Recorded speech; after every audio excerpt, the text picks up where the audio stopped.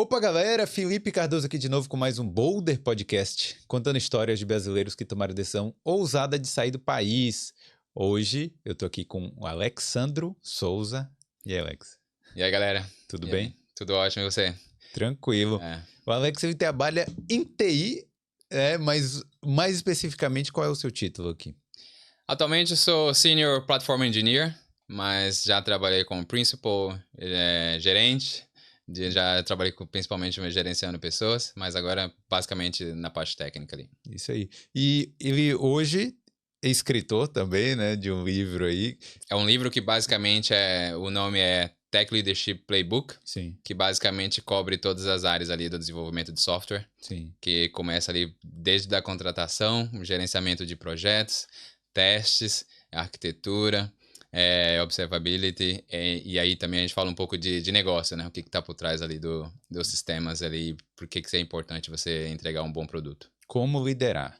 Basicamente como liderar projetos de software. Não é liderar pessoas, né? Porque tem essa questão de liderar pessoas também. Mas tem um capítulo lá sobre liderança de pessoas. Mas tem muito mais, né, envolvido no software, né? Gerenciar é muito importante. Pessoas é o mais importante, mas tem vários processos também que normalmente é um pouco negligenciado na nossa área. Isso. E aí eu tô querendo trazer isso mais em voga, assim, pra galera.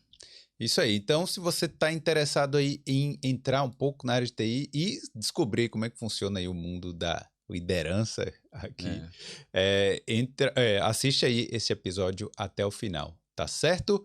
Antes da gente começar para valer, deixa eu só agradecer aos patrocinadores que estão sempre aqui na tela do Boulder. Quero falar aqui da Prática Cidadania. Então, se você tem aí as suas raízes italianas, não sabe bem por onde começar no seu processo de cidadania, eu recomendo entrar em contato com a Prática. Eles são especializados aí na cidadania, em especial, né, aquela via judicial, que você não precisa ir fisicamente até a Itália. Então você entra com o processo no Brasil e ele vai correndo lá e depois de um tempo sai a sua sentença. Então, se você ainda está meio perdido aí, por que não manda uma mensagem aí para a Prática que eles vão te auxiliar, tá? O Instagram deles é Prática Cidadania IT, Prática Cidadania IT, e tem um link aqui na descrição que você pode pedir o seu orçamento. Sai bem rápido aí o orçamento e usa o cupom BOULDER10 que você vai ter 10% de desconto, tá certo? Quero agradecer também a Gold Traduções para você aí que quer estudar, trabalhar, se casar fora, né? Ou até fazer sua própria cidadania, você vai precisar de tradução juramentada em algum momento. Então, entre em contato com a Gold Traduções, que eles já são referência nacional quando o assunto é tradução juramentada, tem bastante experiência e tem preço justo e um prazo de entrega rápido. Em menos de uma semana você vai receber aí seus documentos. Então, entra aí no Instagram, gold.traduções, e tem o link aqui também para o WhatsApp que você pode pedir o seu orçamento e tem 10% de desconto. Usa aí Boulder10. E também quero agradecer aqui ao Olivia's Food. Se você está com saudade da comida brasileira e quer praticidade aí no seu dia a dia, a Olivia's Food PO2, refeições congeladas, as famosas marmitas aí, mas com o sabor do Brasil. Elas são ultra congeladas, o que mantém o sabor e os nutrientes também. Então entre aí no site oliviasfood.com e vê o cardápio deles de comidas tradicionais e comidas fitness e pede lá, usa o cupom BOULDER15 que você vai ter 15% de desconto na sua primeira compra. Tá certo? Agora vamos para o nosso papo aqui. Bora. E aí, Alex, tudo bem? Conta um pouquinho aí da sua história aí. Você já trabalhava lá na área de TI no Brasil? E de onde você é também? Sim, vamos lá. Eu comecei a trabalhar com TI em 2011. Basicamente, almoço quase 14 anos aí, né? 13 anos. Sim. E assim, eu já trabalhava no Brasil, né? Já tinha 5 anos trabalhando já numa agência de publicidade. E eu tava como tech lead já, porque eu estava nessa empresa já há 5 anos. Então, né, comecei lá como júnior e fui galgando lá até chegar de tech lead lá. Mas minha história começou, cara, eu sempre quis fazer TI, né? Sou um daqueles que gostava de computador. basicamente. Eu não sabia o que era programar e coisa assim, mas eu gostava de computador e falei, quero trabalhar com isso. Mas aconteceu que meu primeiro emprego foi de office boy numa multinacional chamada Klabin. E então ali me abriu um pouco as oportunidades de ver, assim, porque assim, eu sou da, vamos dizer, da periferia, né? Na periferia você não tem muito, vamos dizer, espelhos ali, né? Não tem muitas pessoas bem-sucedidas. Uma referência. Referência, exatamente, referência. E eu não conhecia ninguém de TI, na real. Entendeu? Então eu queria trabalhar com isso, mas não tinha com ninguém para trocar ideia sobre. Sim. Então aí, quando eu entrei nessa multinacional, tinha o departamento de TI lá. E assim, uma das coisas que me brilharam os olhos sobre a área de TI é que todo o departamento de TI tinha computador Vaio. Lembra aquele computador pequenininho? Sony Vaio, exatamente. Sim. Cara, então assim, eu falei, cara, os caras são muito outro nível, assim, todo mundo com os telões ali e tal, e os caras lá tudo de Vaiozinho. E como era uma empresa muito grande, eles viajavam muito pela empresa também. Sim. Então ali foi quando eu falei, cara, eu acho que eu vou tentar isso sim. Mas antes de chegar nessa conclusão de que eu vou tentar chegar a essa área também, eu tive aquele momento de estar como assistente administrativo, sabe? Então, quando você está como assistente administrativo, você tem que fazer uma faculdade normalmente relacionado com administração, né? Ou contabilidade, coisas nesse sentido. Sim. E então eu acabei entrando na faculdade de administração. Olha só. Cara, nada a ver. Nada a ver, assim, só porque como era muito novo, né? Isso eu tava com 16 para 17 anos e tal, quando eu entrei nessa empresa, e quando eu entrei na faculdade eu tava com 17. E, de novo, a falta de referência, de alguém para mentorar mesmo, né? Sim.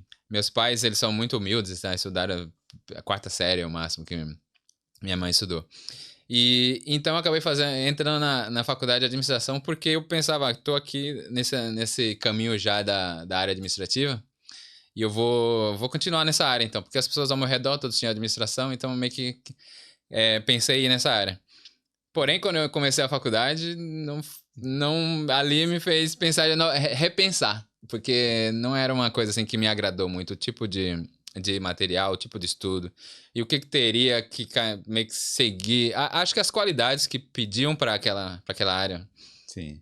Não, como é que fala? Não resonate, né? Não combinava com você, né? Exatamente. Então, sabe o que realmente me fez tomar a decisão? Foi quando eu fui fazer um curso avançado de Excel. Excel avançado. Sim. E no Excel avançado, você não...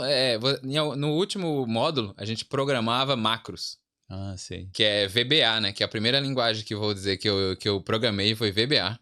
Porque eu estava fazendo macros avançada naquele curso. Mas o macro é aquela coisa que é atividades repetitivas, né? Você programa lá. Exatamente. E aí ele simplesmente Sim. cumpre aquela atividade, né? Exatamente. Você pode programar qualquer coisa dentro do Excel, né? Basicamente, o seu banco de dados é o Excel ali. Todas as informações estão no Excel ali. E aí você tem soma si, proc v, todas essas coisas que já são mais comum. Então elas já estão ali, você não precisa programar de início. Mas tem alguns momentos que você precisa fazer coisas mais elaboradas, talvez trazer informações de outras partes que não esteja já no Excel mesmo. Então ali já começa a programação, cara. Ali tem muita gente que trabalha programando naquilo ali especificamente, automatizando planilhas de Excel. Mas hoje em dia não. Cara, inclusive tem muito... até no Google Docs tem também uma área assim de programação que as pessoas fazem. Vamos dizer que não tem pessoas dedicadas a isso. Sim. Mas tem muitas pessoas fazendo isso no Google Docs e no Excel também. Certeza. Eu nunca tentei fazer nada desse tipo, não. Mas também meu Excel é o básico. Então, aí tá. Tem muita gente que fala que, cara, tem muitos programas que pessoas falam que uma planilha de Excel faria igual. Tem muita essa crítica, às vezes, assim, que programa simples, sabe? Que você só tem que armazenar alguns dados ali. Talvez o Excel serviria. E eu tendo a concordar, dependendo da escala. Que acho que o problema é quando começa a crescer muito, então em algum momento vai ter o gargalo ali. Sim. Então, começar direito já com um sistema que pode escalar, acho que faz sentido em algum momento. Mas eu não critico quem falar que o Excel pode suprir muitas necessidades ali. É poderoso para algumas coisas. É poderoso, exatamente. como eu te falei, você começa na parte visual, depois vai para uma parte ali de usando as fórmulas mais comuns que ele já te entrega, mas se precisar, você pode realmente ir lá embaixo no código e programar coisas poderosas. Mas quem tem essa aptidão, essa curiosidade, eu acho que qualquer coisa que ele trabalhe, ali ele vai acabar achando a veia da programação ali. Porque Exatamente. você vai analisando um programa a fundo. Por exemplo, eu trabalho com vídeo. Aí tem muita gente que começa trabalhando ali no After Effects, ali, né, fazendo vídeo, aí ele fala assim, bom, vou criar um script para deixar isso aqui mais rápido ainda, porque eu tenho que fazer essa atividade repetitiva, então a pessoa usa uma linguagem de programação, que não seria ali a principal coisa do trabalho dela, Sim. para tornar o trabalho dela mais fácil, né? Sim, exatamente. A programação abre muitas portas, né, automatizar, né?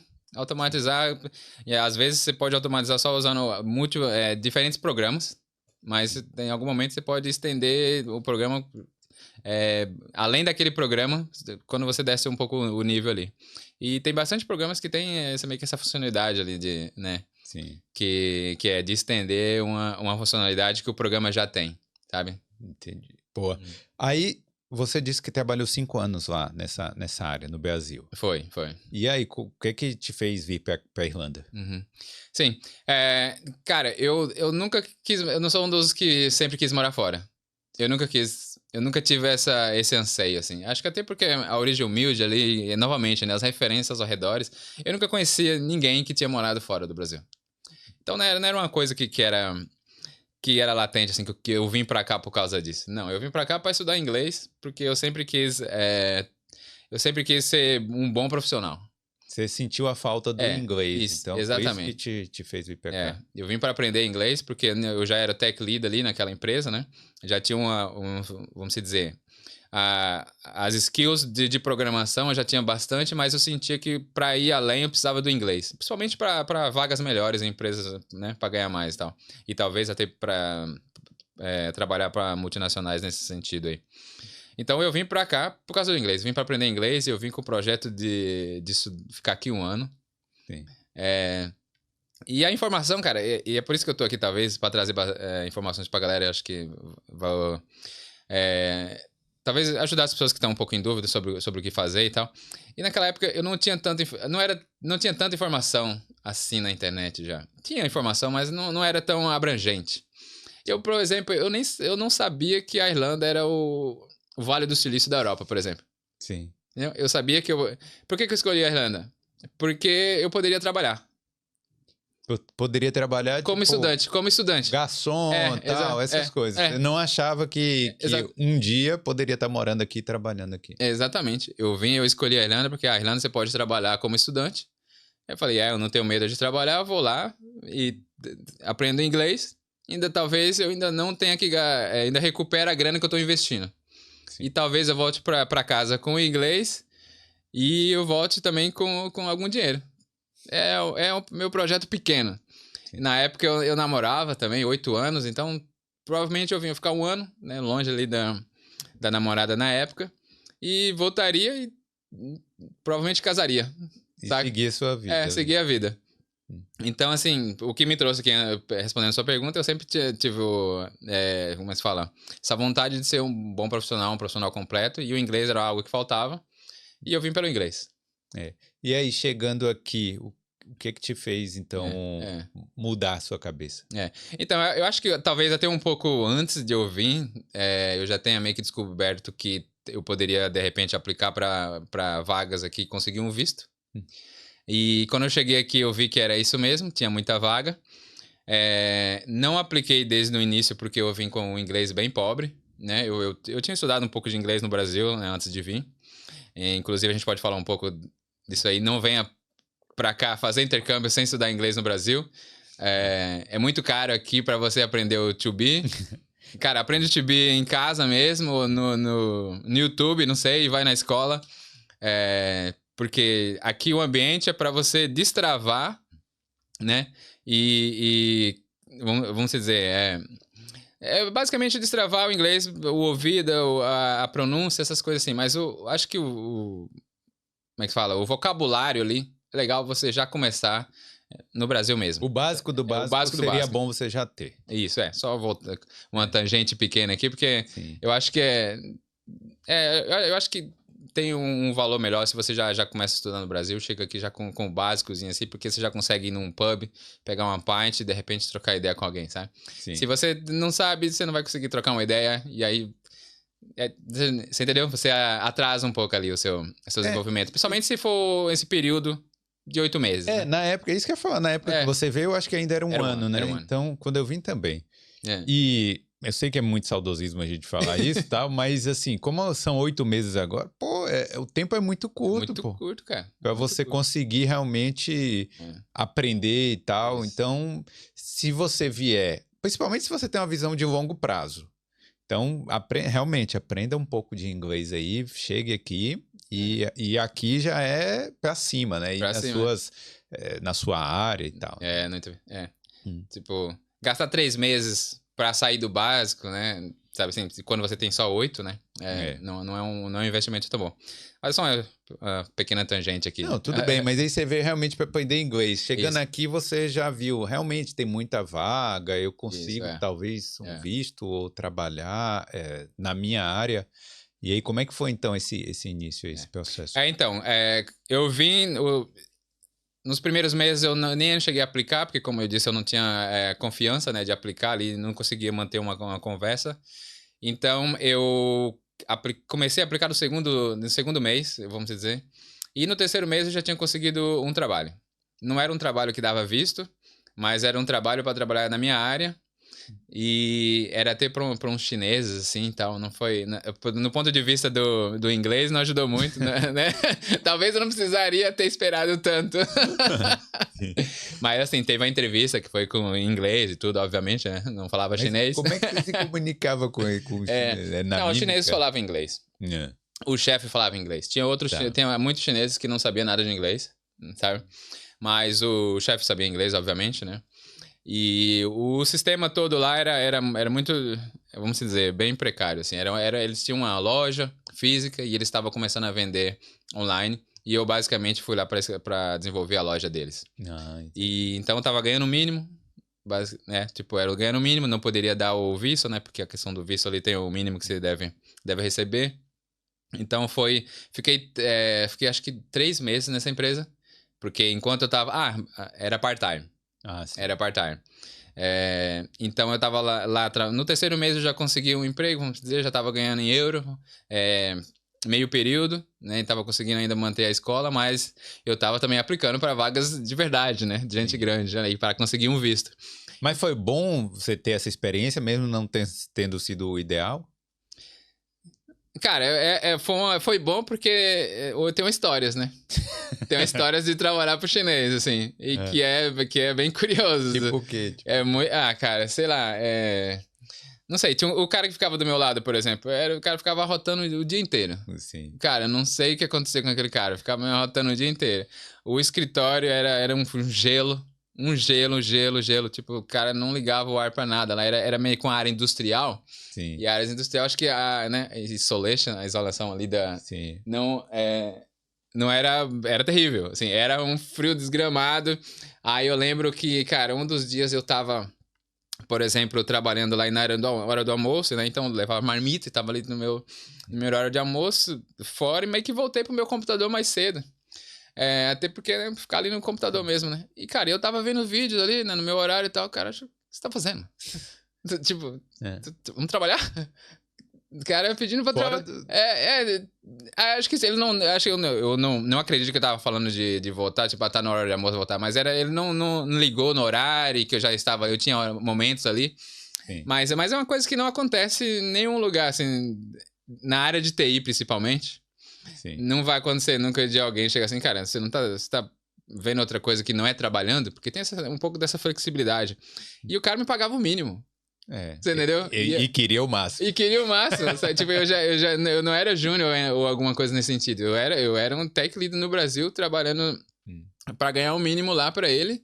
E o cara ainda tava reclamando que eventualmente eu tava vendo um vídeo no horário, perto do horário de almoço, saca? Mas assim, de certa forma eu acho que até seu inglês não tava tão bom. talvez... Ele sentiu que eu tava me ajudando, talvez, e tinha que aproveitar. Sim. De alguma forma, vamos dizer assim, pelo menos estava na sua área, né? Sim, exatamente. Mas e aí, então como é que foi para você sair dessa situação aí e conseguir? Tem uma história bem curiosa disso também, cara. Eu fiz a entrevista, agora que eu tô lembrando, eu fiz a entrevista com o desenvolvedor que tava lá antes de mim. E o desenvolvedor que tava lá antes de mim era um romeno, né? E esse romeno que fez a entrevista comigo, a primeira entrevista. E esse romeno, ele saiu pra ir pra uma empresa, certo? E eu entrei no lugar dele. E a empresa que eu fui, depois que eu saí do chinês, foi pra mesma empresa que o romeno tava. Mas não tinha nenhuma relação com o romeno. Ele não te ajudou a entrar Nada. Até porque, né, eu conheci ele na entrevista. Aí o que aconteceu? Eu fui fazer a entrevista lá nesse romeno. No romeno. Eu fui fazer a entrevista nessa empresa que eu entrei. E eu cheguei lá e vi o romeno. Falei, o cara que me entrevistou. Eu falei, merda, o cara vai comentar com outro cara que eu tô fazendo outras entrevistas. Enfim, aí então eu encontrei ele lá, mas né, não conversamos lá, acho que ele não chegou a me ver e tal. Mas enfim, aí passei nessa entrevista lá onde ele tava, era uma empresa de meio que meio que uma Wiser, sabe? Que era de transferência de dinheiro, exchange, sabe? Peer-to-peer exchange, que é o tipo de business que eles faziam. E a empresa é muito, muito top, cara. Eu tive muita sorte como eu comecei. Foi assim, comecei com os chineses ganhando muito pouco e não sendo tão valorizado. E entrei numa empresa muito, muito boa, assim.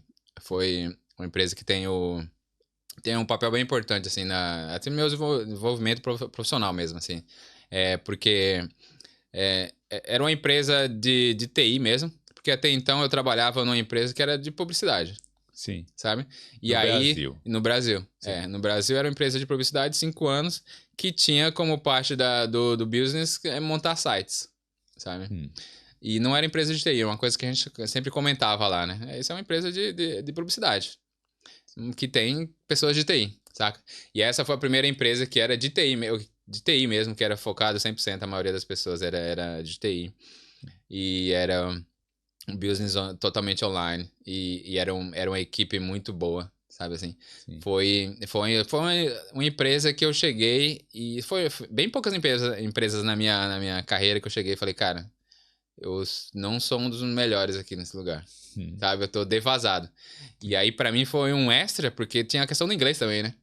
Sim. Então eu já sentia, tecnicamente eu já tava um pouco abaixo assim do resto da galera e ainda tinha a questão do inglês.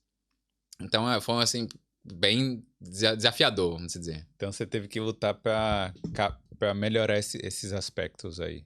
Sim, sabe, quando a gente fala de TI, tem todos os processos ali que é de boas práticas, sabe? Que eles usavam lá desde sempre e coisas que hoje estão meio que ficando famosos mais recentemente, assim, mas tipo 9 anos atrás já estavam fazendo. Bem legal. Você chegou aqui a esse tempo todo, né? Já tem bastante tempo aqui.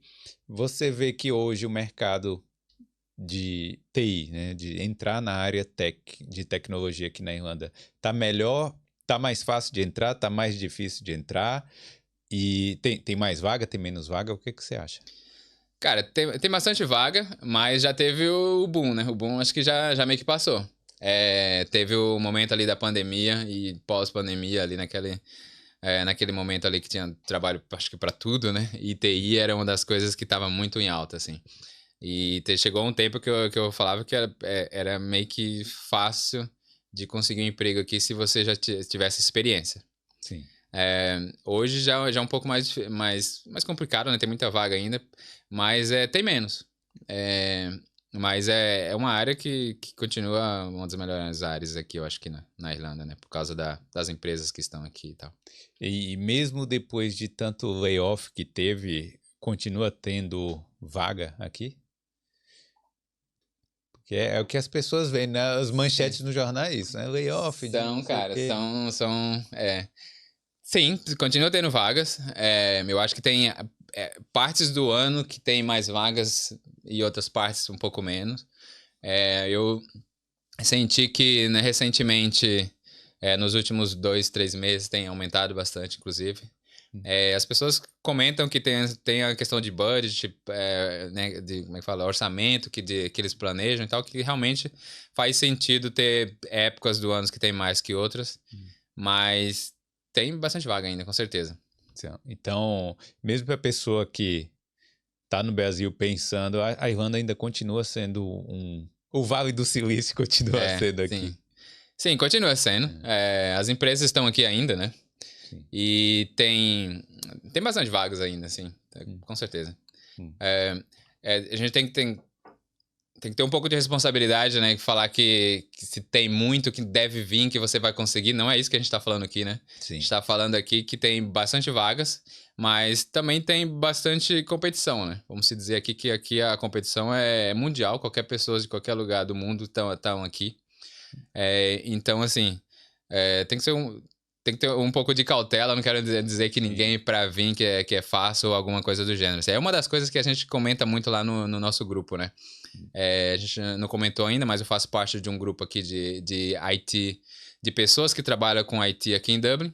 E eu já frequento esse grupo já há 9 anos, mas esse grupo foi fundado por outras pessoas que estavam aqui antes de mim, principalmente. E foi um grupo que, cara, foi fundamental na minha procura aqui por emprego. E por isso que eu faço questão de sempre estar lá em todos os nossos eventos. É um grupo que está principalmente no Facebook, mas que a gente se encontra todo mês.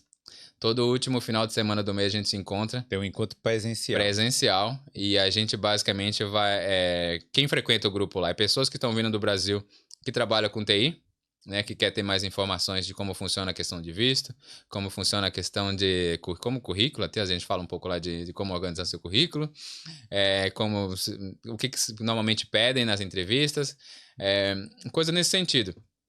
E eu acho que quando a gente está lá, por que eu puxei o gancho aqui do grupo, é porque a gente tem que ter um pouco de responsabilidade, né, de falar, cara, tem bastante vaga, mas não é garantia que você vai conseguir.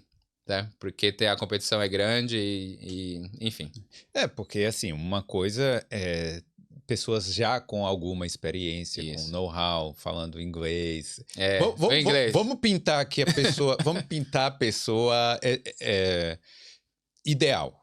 Certo? Que realmente chega aqui, vamos dizer, alguém com bastante experiência, fala inglês, tem a cidadania europeia.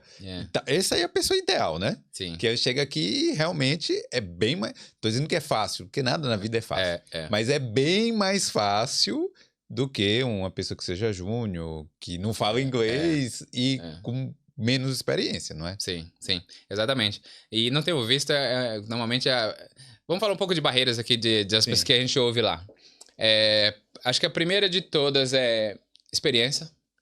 Eu acho que na Irlanda as empresas normalmente buscam por seniors, a maioria, porque as empresas são grandes, né? Então acho que a maioria das vagas pedem pessoas com bastante experiência. Tipo, a Meta não vai querer o júnior para entrar. Não vai. Mas também tem programas para... como é que eles falam? De graduation program. Graduate. É como se fosse um trainee, né? Uma pessoa acabou de se formar, né? Isso, empresas grandes têm essa também. Então, em geral, quando você está procurando vagas, eles vão pedir um pouco de sênior. Você vai falar júnior ou pleno é um pouco menos, né? Mas tem esses programas de graduação. E qual que é o segundo problema que a gente ouve lá? É questão de visto. Sim. Né? E a questão do visto, eu acho que talvez a informação seja o melhor remédio para esse problema. Quer estudar e trabalhar na Irlanda? Conheça a FlyUp, a agência de intercâmbio que eu confio e recomendo. Com mais de 1 ano de parceria com o Boulder, a FlyUp é sua porta de entrada para uma nova experiência internacional. Visite a FlyUp em Hortolândia ou fale com a equipe pelo WhatsApp.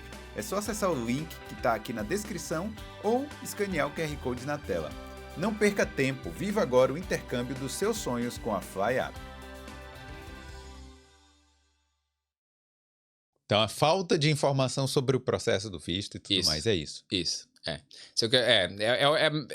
a gente tem um momento lá no grupo que cada um, meio que, as pessoas que estão no grupo, todos meio que tem um tempo ali para falar sobre as pessoas que são novas sobre o que é basicamente elas trabalham e o que elas estão buscando, coisas nesse sentido. E as pessoas que estão aqui mais tempo tem um momento também para falar um pouco ali do que ele quiser.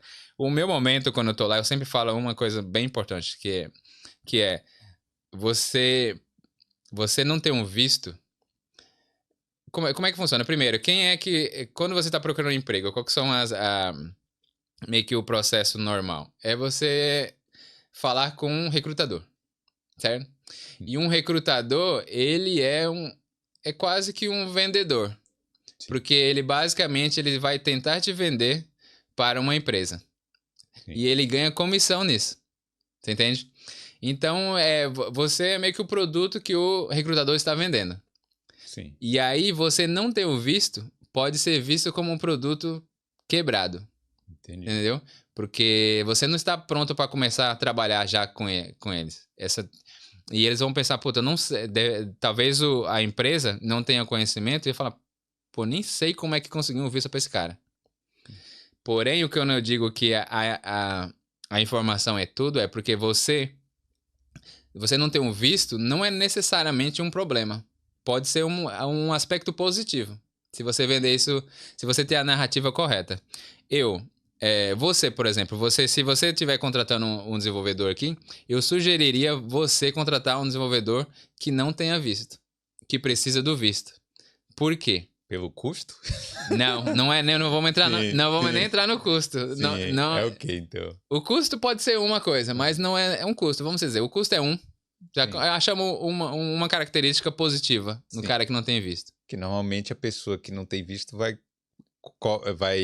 se oferecer o salário mais baixo, Isso. né? É um ponto. Vai receber menos. Perfeito. Você tem outro razão por que você ia pegar um cara que não tenha visto? Eu acho que a pessoa que não tenha visto vai se dedicar mais. Boa. Né? E porque por que ele vai se dedicar mais? Porque ele tá motivado, cara. Ele tá feliz pela oportunidade que ele tá tendo. Ele tava, de repente, trabalhando numa cozinha e ganhando um salário inferior. E agora ele tá trabalhando na profissão dele. Sim. Entendeu? E ele tá trabalhando no ar-condicionado, não, né? No nosso caso aqui é o contrário. Tá quentinho. Tá quentinho. Na frente de um computador. Na frente do computador. Né? Então, pegar esse ponto, ele vai apreciar mais ali, né, a oportunidade que ele tá tendo. E tem outra coisa que é quando você dá o visto para uma pessoa, a pessoa tem que ficar um certo tempo na sua empresa. Sim. Então, assim, cara, é quase certo que ele não vai sair em menos de 1 ano, por exemplo. Antigamente, era 2 anos que você tinha que ficar na empresa, senão você perderia o visto. Porque o visto é meio que ligado à empresa. Então, você tem que ficar 2 anos ali na empresa. Parece que agora... Mas normalmente ainda é 2 anos. Porque se você sair antes de 1... Não, depois de 1, né? Depois de 9 meses, na verdade. Você vai ter que reaplicar para um outro visto, né? Sim. Então, normalmente a pessoa espera os 2 anos. 2 anos, né? Então, você quer... Nessa área que as pessoas trocam de emprego tão rápido e que o custo de contratar e o custo de treinar é alto. Você contratar alguém que, vai trabalhar mais, vai de repente estar um pouco mais barato e não vai sair da sua empresa, né? Em 2 anos, é uma característica muito boa. E qual que é o contraponto disso, então? Qual que é a parte ruim, então? Eu acho que não tem parte ruim, porque você, como candidato à vaga, você vai falar para ele, eu faço todo o processo. Você só precisa assinar o meu contrato e eu vou precisar de 1 ou 2 documentos da empresa e eu vou aplicar. Não se preocupe com nada. Não se preocupe com nada, eu vou fazer tudo. Porque como é que é? Você pode aplicar você mesmo. Você tem uma taxa de 1.000, acho que é 1.000 euros. 1.000 euros. 1.000 euros. Você aplica 1.000 euros. Para você é um investimento, o melhor investimento da sua vida. 1.000 euros. Eu tive que aplicar para visto também e na época eu paguei Na verdade, não paguei os 1.000 euros, mas eu paguei o assessor, né? Que eu contratei na época. Isso. E valeu a pena. Então, ou talvez o assessor mesmo. Eu tô falando que você vai fazer tudo porque a informação tá aí, você pode fazer tudo. Mas pode contratar um assessor. Acho que você tinha alguém aqui que auxiliava no visto antes, não? Não, eu tenho aqui, se quiser, tem os links na descrição aqui. Mas eu digo que na minha época, ainda não tinha aqui, né, o pessoal aqui, mas aí eu tive que contratar um assessor. Sim, entendeu? Exatamente. Então, você pode fazer por você mesmo ou contratar um assessor. E ainda é uma coisa boa. Outra coisa que eu esqueci de mencionar se você quiser me contratar, por exemplo, eu que tenho visto, você tem que esperar 1 mês no mínimo 1 mês, porque eu preciso pedir demissão no meu trabalho e tem o notice lá que eu tenho que dar. Então, e o cara que não tem visto, ele pode começar amanhã com você. É verdade. Entendeu? Principalmente porque ele é estudante, então o estudante já pode começar imediatamente enquanto você está aplicando por visto. Sim, é só benefícios. Então, assim, voltando à questão do produto, cara, você é um produto que tem mais qualidade do que defeitos. Mas o que sobressai numa conversa com o recrutador é esse defeito do visto.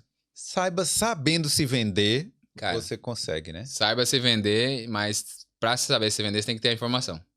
E foi o que eu falei lá da questão da informação, é muito importante. E aí, nesse grupo, vocês fazem essa troca de informação. Isso aqui que eu acabei de dar aqui é o que a gente tenta aplicar lá. Tem outras partes, né?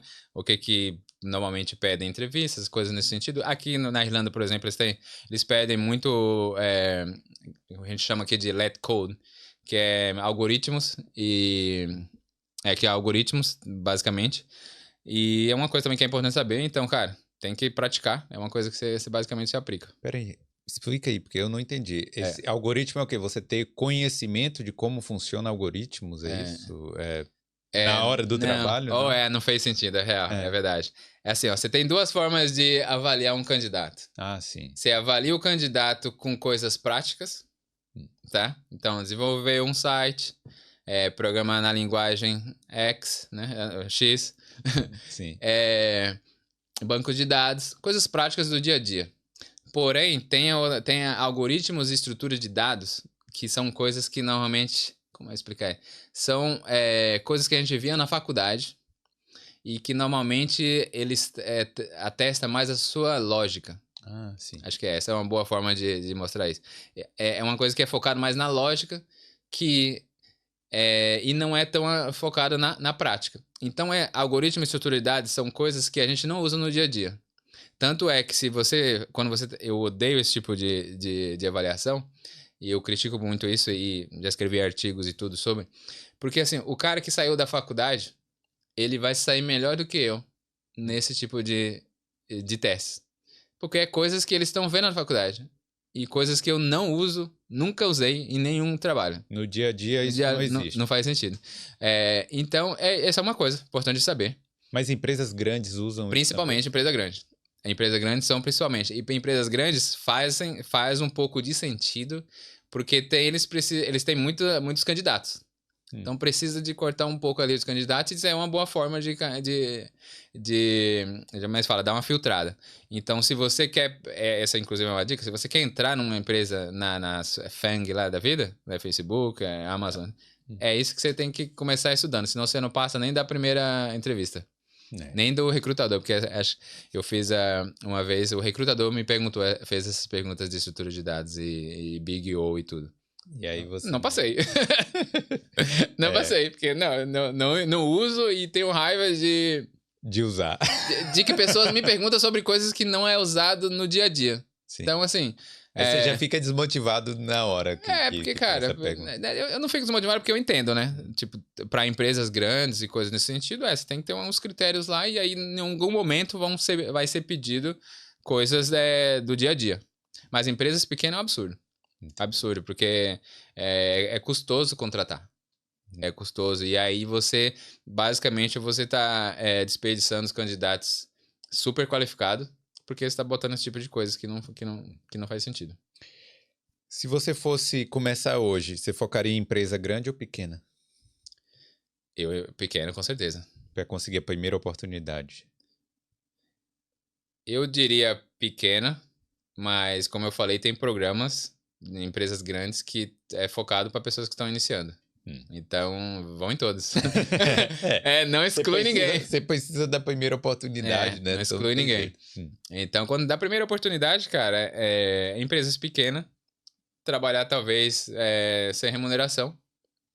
Então, eu acho que em empresas grandes nunca você vai poder falar isso. Sim. Né? Deixa só estão com medo do processo. Mas empresas pequenas, talvez, cara, se você tiver um contato com alguém, você pode, de repente, realmente falar, cara, eu tô estudando isso e quero, basicamente, ter a vivência, e a gente possa fazer um estágio de 2 semanas? Você entendeu? Então, eu acho que não tem... Vocês não tem que excluir nada, assim. Eu acho que é abrir para tudo. Se você tem que focar, não sei. Não sei. Eu acho que às vezes é importante dizer, não sei. Eu acho que empresa pequena tem uma vantagem que é que você tem o contato do dono ali, né? O cara, do dono ou do gerente ali, que você pode bater na porta dele e falar. Se o seu problema for questão de visto, você pode conversar diretamente com a pessoa ali. Sim. Né? Se for qualquer outra coisa ali, você tem contato direto. Profissionalmente, trabalhar em empresas pequenas tem vantagens, porque em empresas pequenas você realmente põe a mão na massa. Em muitas coisas diferentes. Empresas grandes, profissionalmente, para aprender, né? Porque quando a gente fala profissionalmente, é difícil porque o nome conta também. Sim. Sabe? O nome da empresa ali no seu currículo conta também. Mas se você está falando em conhecimento, empresas pequenas é 10 vezes melhor que empresas grandes. Eu já trabalhei em empresas grandes. A empresa que eu trabalho hoje é uma das 500 aí, né? Das maiores 500, top 500 da bolsa. E eu já trabalhei no Bank of America também, então.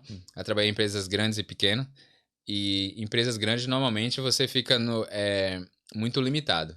Normalmente você vai trabalhar... Tem todo esse é o processo da sua empresa, você está trabalhando só com esse fio aqui. Entendi. Sim? Porque tem várias outras pessoas fazendo outras coisas. Não é tão comum você ser multitarefa ou tá tocando coisas do começo ao fim. E normalmente tem redundância, né? De pessoas, tipo assim, várias pessoas fazendo o seu papel também. Tem também, você não é tão importante. Isso é um problema também, exatamente, né? Cara. É uma coisa que eu sofro, inclusive. Eu né, como eu tenho...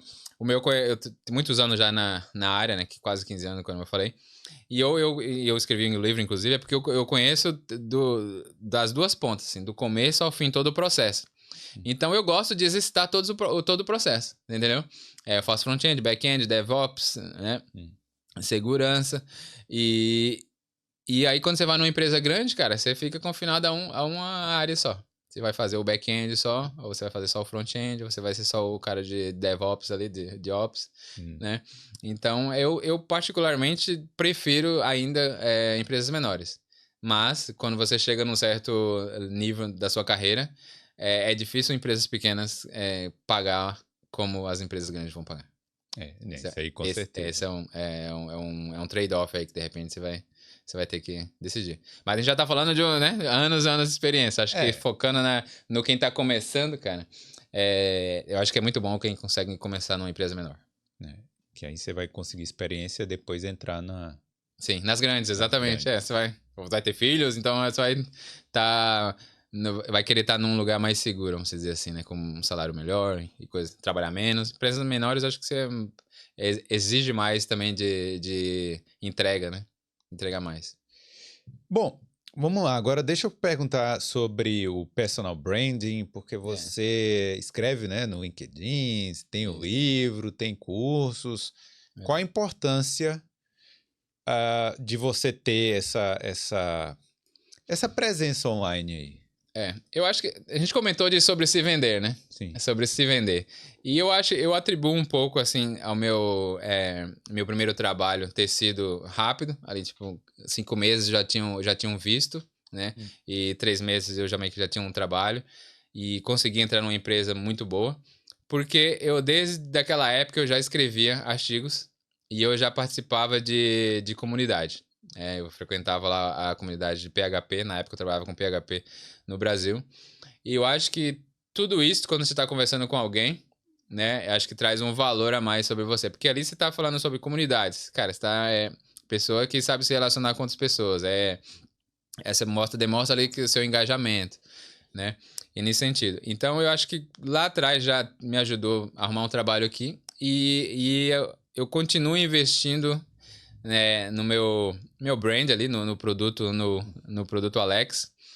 E eu faço isso de diversas formas. Então, eu gosto muito do que eu faço para começar. Então, eu acho que eu já faria de qualquer forma, mas como eu consigo ver ali meio que um resultado e eu consigo ver que tudo está convergindo para a minha carreira, eu faço mais.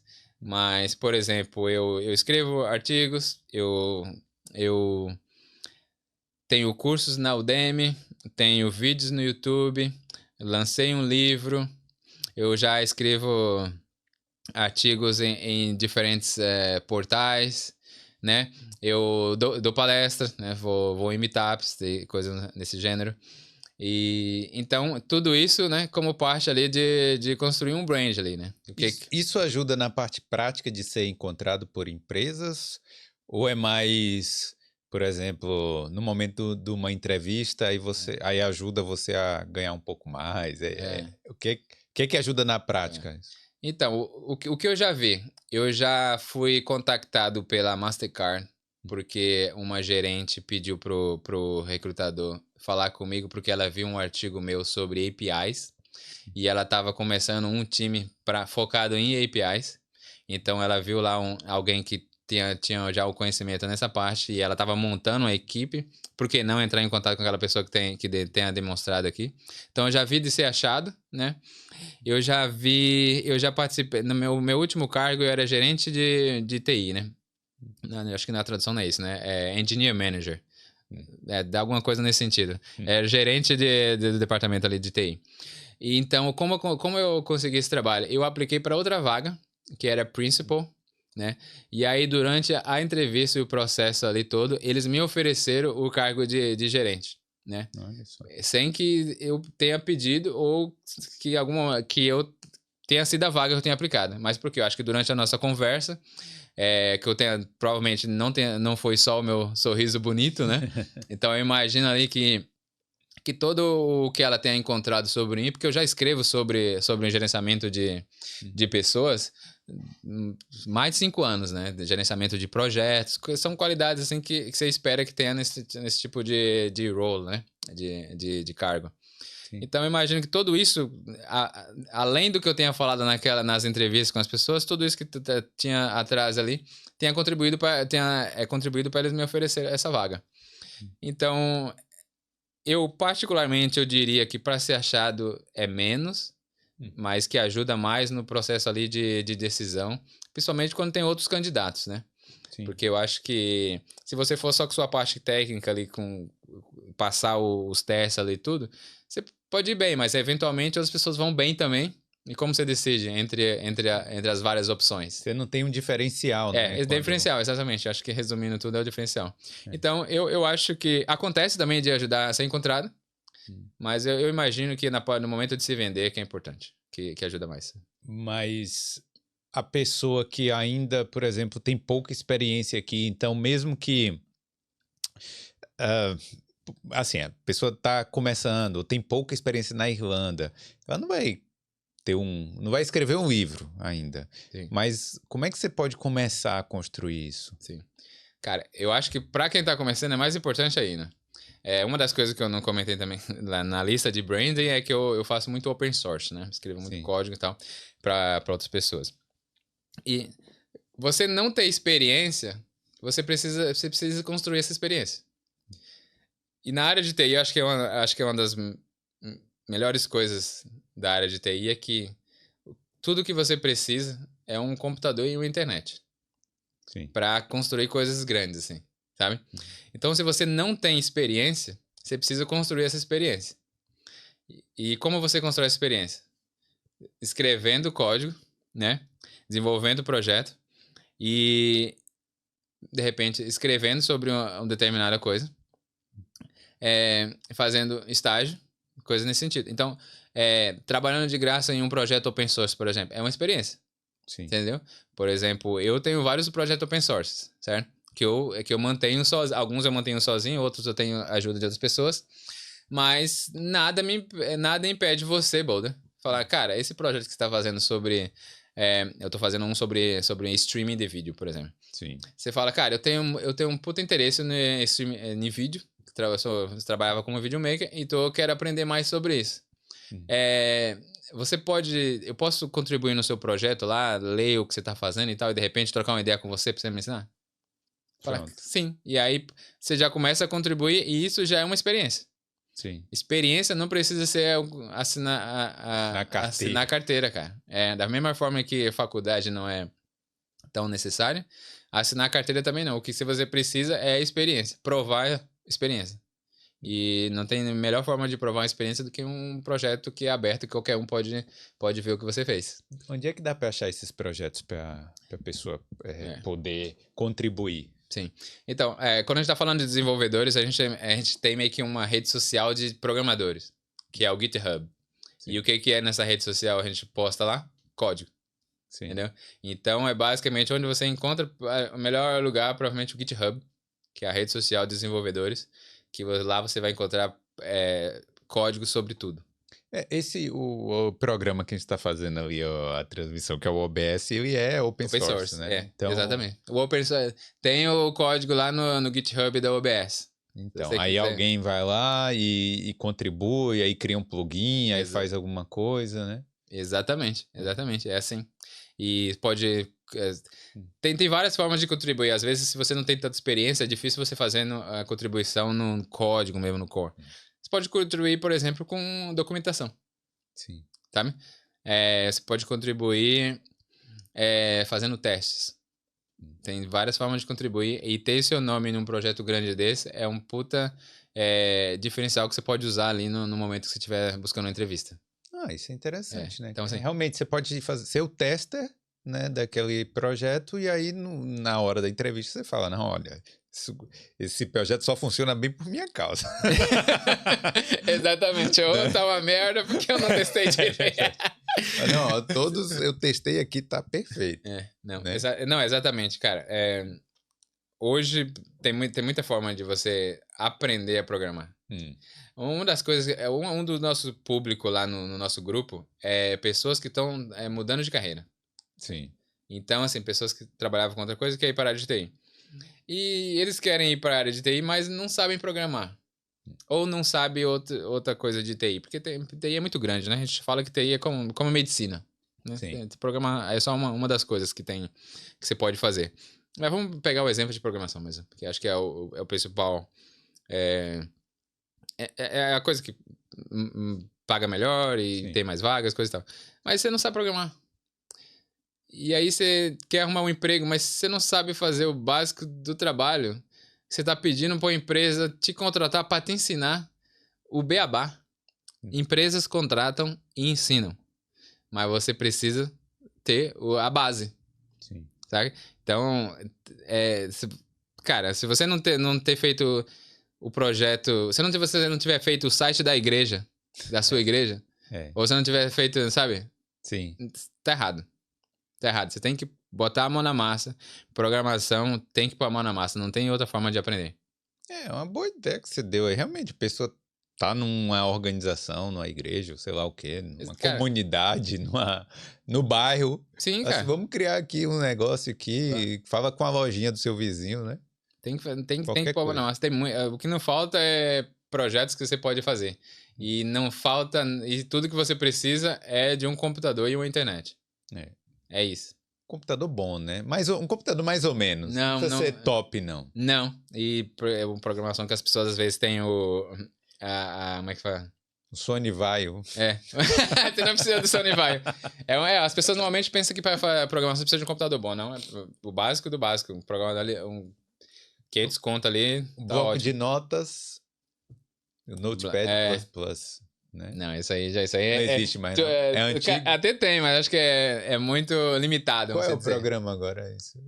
O Visual Studio é o mais famoso, assim. Eu não sei, eu não trabalho com Tudo bem, eu também não sei nada sobre podcast.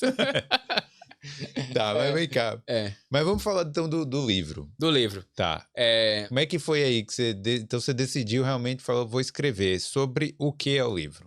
O nome do livro é Tech Leadership Playbook, né? Que basicamente cobre todo o desenvolvimento de software, que começa ali montando um time, depois como gerenciar projeto, ali basicamente o Agile. Aí depois a gente vai falar de Code Quality, qualidade de código. Aí o próximo é Design e Arquitetura. Depois é Quality Assurance, que é qualidade do software. Aí depois a gente fala sobre Observability, que é depois basicamente que você Não, antes do Observability é CI/CD, né? Que é Software Development Lifecycle, né? Que é basicamente a questão ali de como você pega o código aqui, coloca e deploy ele na nuvem, fica liberado para todo mundo acessar. Aí depois tem a parte de como você monitora todo esse software aí para que ele esteja funcionando propriamente. Aí o último capítulo eu peguei para falar um pouco sobre business, aí, o que está por trás, né? A gente fala de MVC, fala de Lean, Lean Startup, sobre contratar o cara ou terceirizar, Sim. coisa nesse sentido. Então, tenta cobrir todo o processo ali de desenvolvimento de software mesmo. Então, pode ser para a pessoa, não só a pessoa que trabalha gerenciando times de software, mas também para o dono da empresa. O público-alvo, né? O público-alvo é desde seniors, pessoas seniors, pessoas que estão ali que almejam ser um tech lead, sabe? Pessoas ali que engenheiros engineer manager. Sim. CTOs, principalmente CTOs, donos de empresas, startups ali. Esse é basicamente o público-alvo ali do livro. E só de ter o livro publicar um livro, realmente o seu branding já melhora, já aumenta, né? Cara, eu acho que eu tô aqui hoje por causa do livro. E eu não trouxe o livro. Parabéns, Alex. Parabéns. Isso aí, não, esse aí... Sacanagem. Vamos botar uma foto do livro. Não, cara, editor, põe a foto aí. Existe, o livro existe, galera. Tem a versão, como é que fala? Física do livro. Sim. Então... Contar a história do livro primeiro, né? Então, como eu falei, eu já faço blog desde mais de 10 anos. Meu primeiro post foi no Brasil ainda, como em português. No blogspot.com? Não foi. Já não foi. era o WordPress. Não tinha... Na real, o meu primeiro post foi num portal grande no Brasil, que chamava eMasters. Mas então, submeti ali, como funciona para você escrever artigos, né? Você escreve seu artigo e submete ele para um portal. Ou você escreve um artigo e posta no seu próprio blog. No seu próprio blog, poucas pessoas vão acessar, né? Mas quando você posta num portal que já tem bastante audiência, então muitas pessoas vão lá. Então, tem um post que tem mais de 30 mil visualizações, assim. Então, é a primeira coisa. Você pode escrever para você, para o seu blog. Tá ótimo, porque você pode mostrar isso de qualquer forma. Mas é legal quando você escreve e mais pessoas têm acesso àquilo. Então, você pega o seu blog, submete para um portal ali e eles vão publicar ali. Sim. E aí, você colecionou isso aí? Como é que isso, foi? Exatamente. Então, tem 10 anos que eu estou escrevendo artigos. Então, naturalmente, eu teria que um dia condensar ele em alguma coisa, né? Então, o livro foi uma coisa meio que natural, assim. Então, com a vinda do ChatGPT aí, né? Claro que ajudou a organizar todos os... Vamos dizer, eu tinha artigos de muitas coisas, mas nada conectava. Então, o ChatGPT ali ajuda muito para como organizar. Sim. Eu normalmente falo assim, o que escrever, sobre o que falar, é eu que trago ali o que eu quero falar. Mas o como ali, o ChatGPT me ajuda muito, que é dar aquela... Principalmente em inglês, né? Que em inglês a organização das ideias, né? E no livro você tem que ter muita fluidez, assim, né? A gente vamos falar um pouco, né, de como publicar. No meu caso, eu publiquei através de uma editora. Eles têm lá os editores, a galera que vão meio que cuidar, assim, da narrativa. Mas, basicamente, eles não tiveram que fazer muito, porque o ChatGPT tá aí e ele é perfeito. Eles revisam o livro. Isso. E aí contam com a distribuição, fazem a distribuição do livro. Deixa eu contar um pouquinho já como funciona, já entrando na questão de livro. Se você quiser escrever um livro, o ChatGPT tá aí, né? Você pode escrever um livro. E se você... Então, você escreveu o livro, vamos dizer, usou a sua experiência para escrever o livro. Agora você tem que publicar em algum lugar. Se você decidiu que quer publicar um livro, vamos dizer que você já escreveu ele, vai pular umas etapas. Você escreveu o livro e aí a gente vai falar, então, de publicar o livro. Você pode publicar você mesmo, né? Sem nenhuma editora, que chama self-publishing. E por que isso é possível? Porque como se dizer, vamos dar o exemplo da Amazon, por exemplo. A Amazon tem um serviço que você basicamente pega o seu manuscrito ali, né, num formato X lá que eles vão pedir para você. Inclusive, eles vão te dar um programa para que você coloque o seu conteúdo lá. Diagrama, ali como você quer. Diagrama na própria Amazon. Na própria Amazon, eles vão ter lá um programa deles lá, você vai diagramar ali e você vai submeter numa plataforma deles que chama KDB, né? QDB, né? KDB. Então você submete ali e é basicamente isso. Aí eles vão publicar, eles vão te dar um registro ali, né? Tem meio que aquele do registro de livro, como é que se fala? Uma patente, basicamente. Eles vão te dar um número, eles vão fazer tudo. Vão fazer esse registro do seu livro, vão te dar um número ali internacional do seu livro.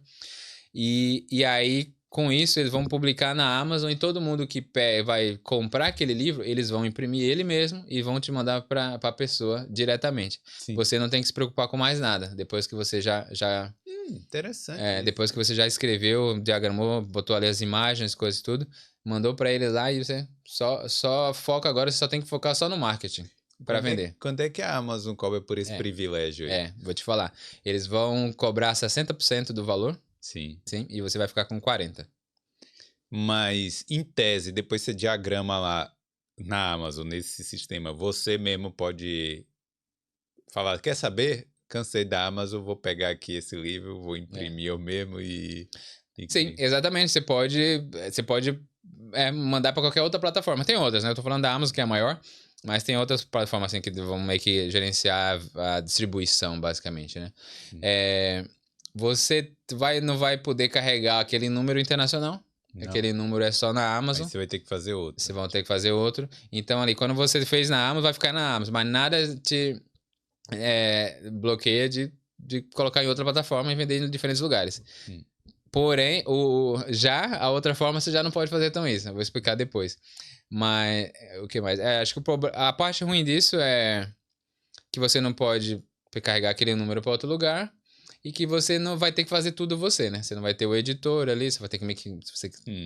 Agora com o ChatGPT você pode meio que fazer você, mas antes você tinha que ter que contratar uma pessoa, né? Um revisor, um editor ali, então é você e você mesmo. Você tem que fazer as imagens, tem que fazer a capa, tem que fazer tudo.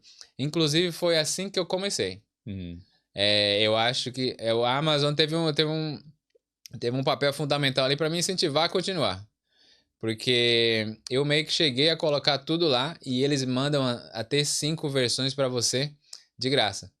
Então eu meio que fiz um projetinho todo lá, mandei e pedi para mandar uma versão. Quando eu vi a coisa física ali, falei, cara, eu acho que eu quero fazer sim, quero publicar um livro. E é bom que você não tem aquele investimento inicial grande. Exatamente, cara. Investimento zero de início. Então, eles vão pegar uma porção grande, mas é se vender. Sim. Já tá no lucro. Sim. Já tá no lucro. Tem muita gente que faz livros, assim, de diferentes coisas. Por exemplo, acho que para criança é algo que as pessoas fazem muito, que é criar livrinhos pequenos de criança para desenho, essa coisa lá, e põe na Amazon e tenta vender. Sim. É um puta business que tem muita gente que fazem. Então, acho que basicamente isso, né? Essa é a versão você mesmo, né? Você tem que fazer você tudo e não tem investimento nenhum antes de começar e não tem dor de cabeça nenhum, botou lá, mas não toma conta. Não tem no Brasil. Esse serviço não vai funcionar no Brasil, eles não tem a Amazon de lá, não faz, né? Mas se eu escrever um livro em português, eu consigo botar na Amazon daqui? Sim. Mas o problema é que eles não vão entregar lá. Vão entregar lá. Exatamente. Essa é uma parte ruim.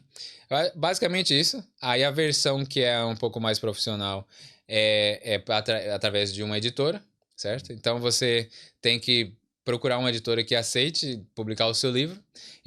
Como você busca? Você busca as editoras, nas editoras e nas páginas da editora, na internet, eles vão ter um formulário para você submeter uma proposta. Então você tem que já ter meio que um rascunho, uma ideia de como vai ser ali. Não precisa estar pronto, mas precisa ter uma ideia ali do que vai ser. E você submete e eles vão te dizer se interessam ou não. E alguém te ajuda a escrever, no caso da editora? Sim. Você fala assim, ó, eu tenho aqui 70% pronto, mas eu ainda preciso de algumas coisas. Então, a editora vai oferecer o editor e o revisor, e o diagramador e o cara que vão fazer sua capa. E aí depende das imagens que você for fazer, eles te ajudam também com as imagens. Mas tudo isso tem um custo, né? Vou te falar depois. Mas o que eu ia falar agora? A editora ajuda com essas coisas. Isso. Enfim, então aí você aplica... eu ia contar que eu apliquei para 2 editoras, né? Uma retornou dizendo que ele já tinha o título, era parecido com algo que eles já tinham, que eles não estavam interessados. E a segunda deu ok, disse que fazia todo sentido para eles. Então, assim, eu tentei duas, a segunda meio que já foi, assim. Não sei se o título ajudou, alguma coisa no sentido. Mas, não, querendo dizer que não, acho que não é tão difícil. Sim. Você entendeu? Tem muitas aí. A que eu fiz foi a A-Press, é uma empresa lá de Nova York. Inclusive, a base deles é em Nova York. E eles ajudam no marketing, na distribuição lá do livro? Sim. Ou é você que tem que vender tudo no final? Você tem que vender. Basicamente, você tem que vender. Mas tem uma questão. Eles ajudam na. Por exemplo, vai estar no catálogo deles, tem... Eu não sei como, mas tem lá o número de acesso de pessoas e bastante pessoas acessam a minha página do meu livro, por exemplo, e não fui eu que mandei para lá. Sim. Então, assim, de alguma forma, o fato de estar na editora tem uma certa visibilidade, de alguma forma, tá sendo pessoas que estão achando o livro lá. Mas eles não fazem o marketing efetivo. Como eles disseram que o marketing que eles fazem é meio que na editora, de uma forma que abrange todo o catálogo deles. Sim. Mas não vai ser pegar o seu livro e falar, cara, vamos meter dinheiro nesse livro individual. Não vai. Entendi. E quando eles fazem em livros que já se provou ser sucesso, sabe? Para eles compensa mais colocar em coisas que já sabe que já meio que foi validado, né? Da forma. Você que está começando agora seria de maior risco. Então, vamos lá. Depois que você teve o ok da empresa, você tem que... Vai ter várias rodadas que você vai ter que ficar mandando o manuscrito, eles vão revisar, mandar de volta falando o que você tem que alterar. Então, tem um editor lá que vão te ajudar nisso. A questão do pagamento, eles vão te pagar 500 euros de royalties, né? Esses 500 euros de royalties é bem caro, é bem pouco, porque o que acontece é que você perde todos os direitos do seu livro. Por exemplo, se eu quiser publicar o meu livro, traduzir ele em português e publicar no Brasil, eu não posso. Aí você tem que pedir autorização para a editora. Isso. Tipo, eles vão basicamente vender o royalties para publicar no Brasil. Tipo, não é eu, não... Você vende por 500 euros a sua obra. Você só vai ganhar a porcentagem das vendas, no caso, Sim. né? Mas a obra em si, vendeu. É sua mãe. Então, o que acontece? Aí, depois que eles pagam esses 500 euros, que basicamente compra a sua obra ali, eles vão te pagar até 15% da venda do livro, né? Baseado no lucro, né? O meu livro está a 50 euros, né? Então, ali, né, o lucro vai ser baseado no lucro, não nos 50 euros. Cara, que coisa. Então, assim, não é uma coisa que você vai fazer para ganhar dinheiro, assim, né? Porque 15% é um valor se você vender bastante, mas fica difícil até para você fazer um marketing. Sim. Entendeu? Porque é só 15% de 50, né? Sim. Então é muito pouco. Então é uma coisa mais que você faz porque, primeiro, que você tem vontade de ter, e segundo, porque é pro brand, né? Pro brand acho que tem um valor muito grande o livro ali ainda. Então, mas para quem já tem uma experiência, quer contar ali a sua história e contar também, né, coisas relacionadas ao trabalho, eu acho que vale a pena. Sim. Vale mais a pena, financeiramente falando, o seu self-publishing. Eu pensei muito o que eu ia fazer, se eu ia publicar eu mesmo, se eu ia através de uma editora, mas no meu caso é simplesmente por branding. Então, ter uma editora por trás validando o conteúdo é super importante. Principalmente agora que tem um ChatGPT aí que qualquer um pode escrever qualquer livro, né? Sim. Então... Mas não pode também confiar 100% no ChatGPT, né? Exatamente. Mas se não tiver alguém que valida aqui, ó, isso aqui não é só cuspido do ChatGPT, eu acho que é importante, né? Principalmente quando se você vai apresentar isso numa reunião ali ou numa entrevista, é importante trazer que foi, né, através de uma editora do que eu escrevi e publiquei eu mesmo. Pô, mas é legal. Bom, já que a gente tá falando disso, como é que faz para comprar o livro? O livro tá na Amazon, né? Sim. Tem também o techleadershipbook.com. E basicamente dessas duas formas. Tá, em inglês vou falar Tech Leadership Book, não é Playbook. Não, Playbook já tinha. Já tinha alguém com Playbook. Tech Leadership, então Tech, T-S-C-H, Leadership, liderança em inglês, Book, livro. .com. Tá. projetosdisoftware.com. E aí, isso aí a pessoa vai e já consegue comprar lá direto dessa página, né? Exatamente. Você que fez o site? Eu que fiz o site. Tá. Eu que fiz o site. Tem o site basicamente é o landing page que fala, né? Que é a landing page ali de venda. E aí no final eu vou mandar pro site da editora. Ah, então a pessoa tem que comprar lá.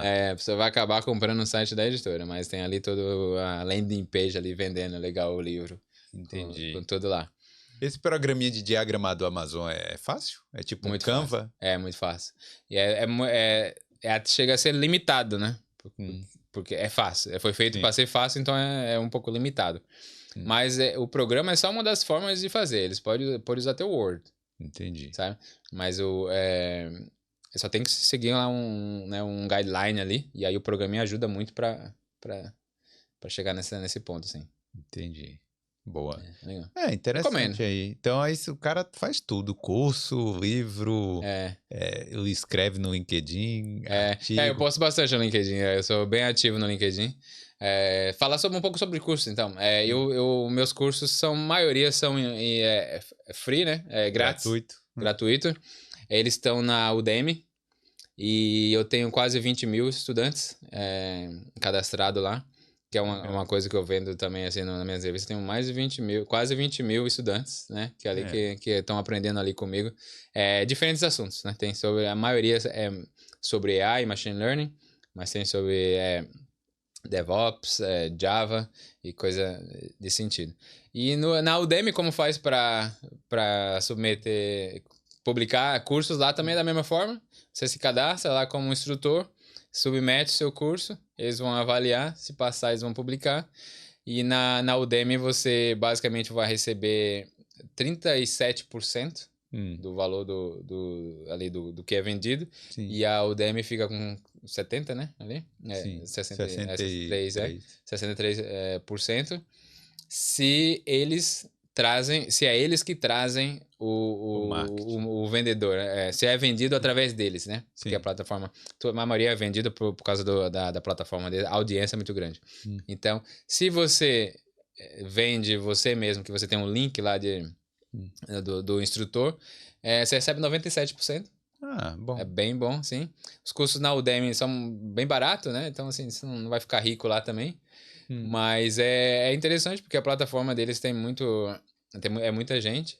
Recentemente eu lancei um pago e aí o meu ficou lá no Hot and Fresh, na área lá. Vendeu ok, acho que num mês deu para tirar uns 500 conto. Bom, e é tudo em inglês, esses cursos? Branding, né? Tudo pro inglês, né? O mercado internacional tem que ser, né? Pô, interessante. Gostei. Os meus é em inglês, né? Mas o Udemy Não, o Udemy tem em português tem também. Português também, sim. Mas, pô, interessante saber também da parte do business. Exatamente, trazer informações que tá por trás, né? Que não tá tão, assim... se você for fazer, pensa nos custos aí, galera. Não é... Se o cara vendeu lá 1.000... Né? Não pensa que ele pegou aquela grana toda, não, ali. Tá. Inclusive, tem a plataforma de cursos do Boulder, né? Então, se você estiver interessado aí, quer saber, conhecer mais aí, boulderpodcast.com/cursos, que aí você vai entrar aí, tem os cursos lá, tá? Sim, animal. Conhecimento. Lembra que eu falei no começo, conhecimento salva, cara. Exatamente. Faz toda a diferença. Bom, é isso, né? Eu queria agradecer a você, Alex, por ter vindo aqui, contado aí a sua história e falado aí também dessa parte aí da TI, que eu acho que é muito interessante.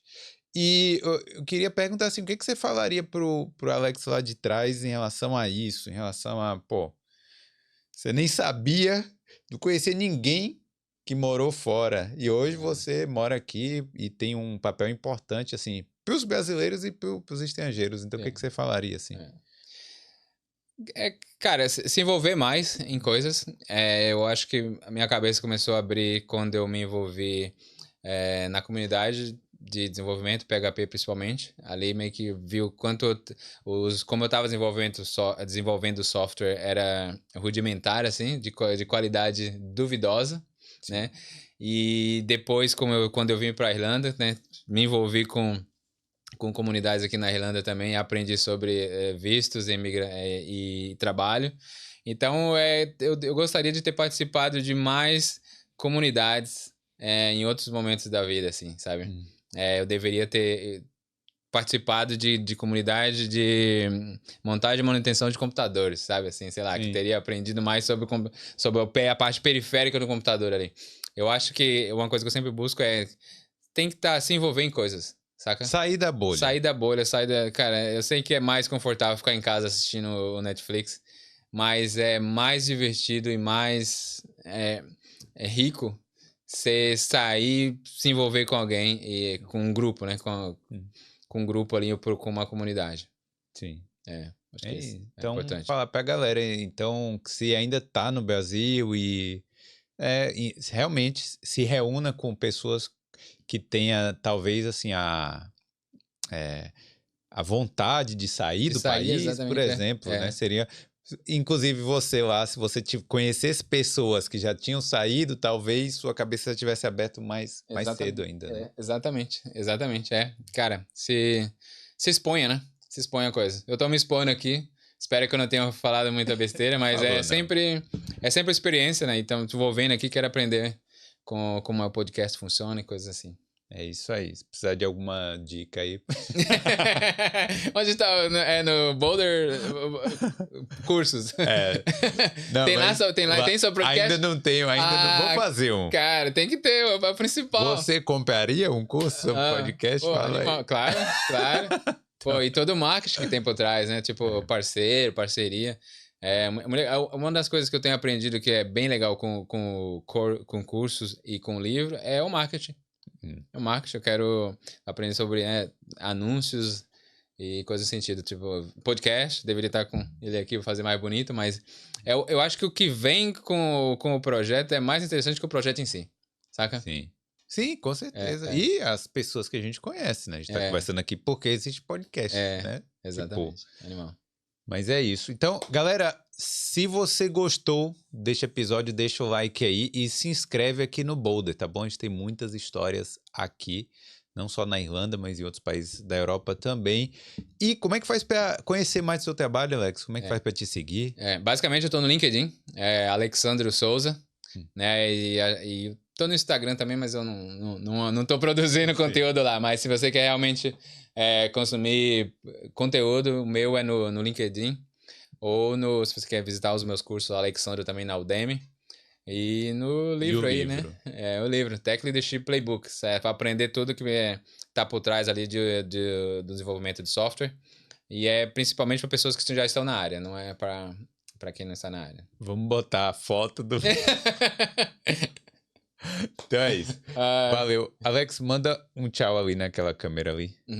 Valeu, galera. Valeu, galera. Tchau. Tchau.